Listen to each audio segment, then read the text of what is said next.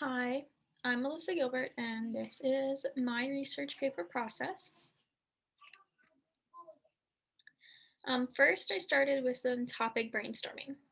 First, I made a list of the topics that I am passionate about and that I could actually see myself writing an 8-page paper for.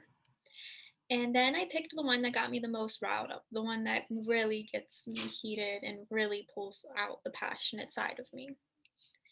And then from there, I narrowed down my specific topic into three categories, as you can see in my image here. I kind of tried to break it down into very small subtexts because there's a lot that goes under social justice issues. So the broad topic that I chose was racial injustice.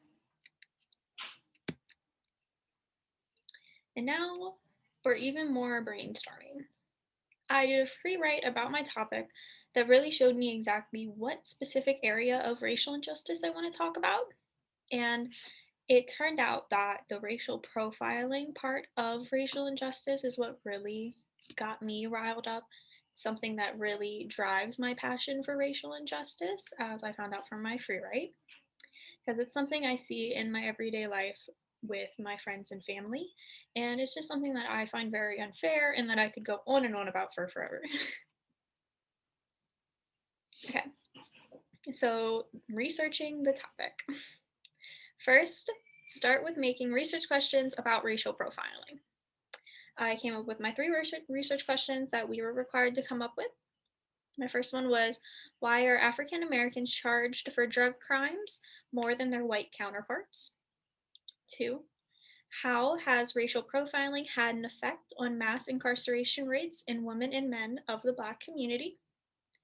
And then three, how has slash does poverty affect your possibility of being another statistic?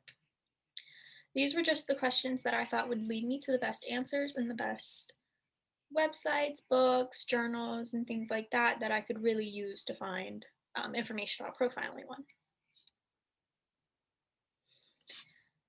Step two in the researching process, figuring out what Boolean operators will lead me to the best answers and information in the library databases. This one was pretty straightforward for me, and these three were the first three I tried, and they gave me more than enough information that I needed, so I stuck with racial profiling and police, criminal injustice, and racial profiling. And then I did incarceration and diversity. And then I moved to the database and I actually put those Boolean operators to use. I found most of my actual sites through the article section. The books and media really wasn't that useful in a sense for me. Didn't give me exactly the type of oomph I needed, but the articles definitely did me justice in helping me get information together.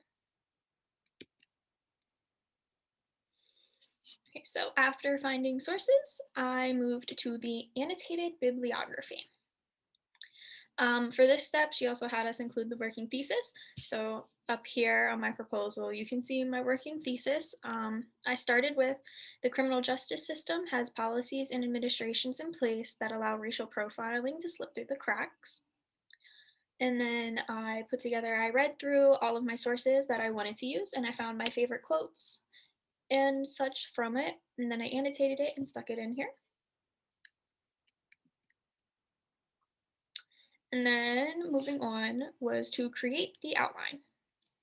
So this is exactly where, for me, it helps me a lot to really pinpoint exactly what quotes I'm going to use at exactly what point, because then it's like everything else is like filler because my content will be coming based off of these reliable source information that I have because they are going to back up whatever point I make. So having a spot for my quotes really helped me actually put my paper together. That's just how I prefer to work. I prefer to work from my quotes.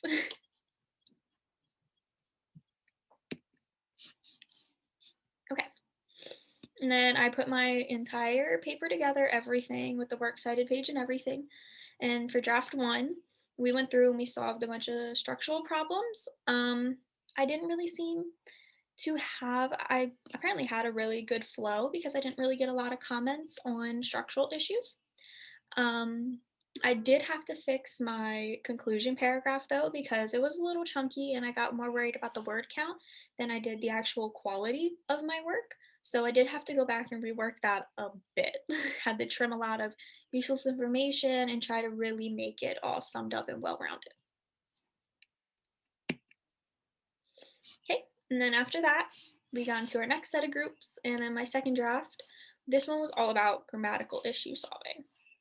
Um, I sometimes have some very bad grammar in my papers because sometimes I'm like rushing and I miss things. And when I go back and I reread, I accidentally miss them again because I'll read them correctly in my head instead of actually seeing that they're wrong. So this one was very useful for me because I love having my spelling and punctuation, everything checked. I love having people actually tell me if this makes sense. Maybe this is a little bit of a run on. I had to fix a lot of that.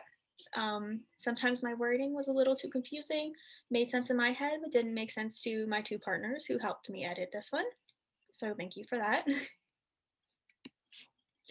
Okay, and then I have my finished product. I my entire paper is flows very well. All of the grammatical issues were resolved. Um, I stated my point. I had a lot of research to back it up. I had good quality information. I think it's very good, and I can only hope Professor DeLong also thinks it's very good.